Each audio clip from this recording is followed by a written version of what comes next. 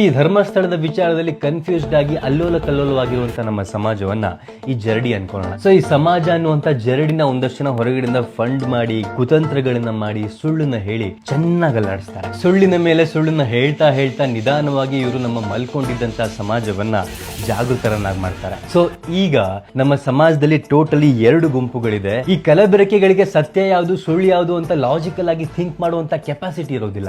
ಯಾರು ಏನ್ ಹೇಳಿದ್ರು ಕೂಡ ಅದನ್ನ ನಂಬಿ ಹೋಗ್ಲಕ್ ಶುರು ಮಾಡ್ತಾರೆ. ಇನ್ನೊಂದು ಕಡೆ ಜಾಗೃತನಾಗಿರುವಂತಹ ಪರಿಶುದ್ಧವಾದ ಸಮಾಜ ಇದೆ. ಇವ್ರು ಹೇಳಿದಂತ ಎಲ್ಲಾ ಕಥೆಗಳನ್ನು ಕೂಡ ಕೇಳಿಸ್ಕೊಂಡು ಲಾಜಿಕಲ್ ಆಗಿ ಥಿಂಕ್ ಮಾಡಿ ಇವರು ಸುಳ್ಳು ಬುರುಕರು ಅಂತ ಅರ್ಥ ಮಾಡ್ಕೊಂಡಿರುವಂತ ಸಮಾಜ. ಸೊ ಇಂಥ ಸುಳ್ಳು ಮತ್ತೆ ಕಳ್ಳರು ನಮ್ಮ ಸಮಾಜದಲ್ಲಿ ಇರಬೇಕು. ಆಗ ಮಾತ್ರ ನಮ್ಮ ಸಮಾಜ ಫಿಲ್ಟರ್ ಆಗುತ್ತೆ ಅಂಡ್ ಯಾರು ಕಲಬೆರಕೆಗಳು ಯಾರು ಪರಿಶುದ್ಧವಾಗಿರುವಂತ ಸಮಾಜ ಅಂತ ನಮಗೆ ಅರ್ಥ ಆಗುತ್ತೆ. ಒಂದನ್ನ ಲಾಜಿಕಲ್ ಆಗಿ ಕಾಮನ್ ಸೆನ್ಸ್ ಇಂದ ಅರ್ಥ ಮಾಡ್ಕೊಳ್ಳಿ.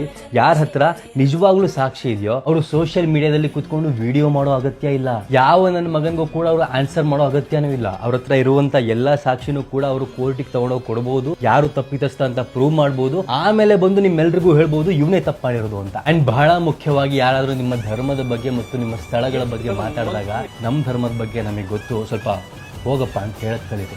ನಾನಿಲ್ಲಿ ಯಾರಿಗೂ ಕೂಡ ಟಾಂಟ್ ಕೊಡೋದಕ್ಕೋಸ್ಕರ ಕೂತಿಲ್ಲ. ಬಿಕಾಸ್ ನನಗೆ ಬಹಳ ಚೆನ್ನಾಗಿ ಗೊತ್ತು ಬೊಗಳುವಂತ ಸ್ಪರ್ಧೆಯಲ್ಲಿ ನಾಯಿಗಳ ಮುಂದೆ ನಾನು ಯಾವತ್ತೂ ಗೆಲ್ಲಕ್ಕಾಗಲ್ಲ ಅಂತ. ಅದರ ತೀರ್ಮಾನ ಇವತ್ತಲ್ಲ, ಮುಂದೊಂದು ಕಾಲ ಬರ್ಬೇಕಾಗ್ತದೆ.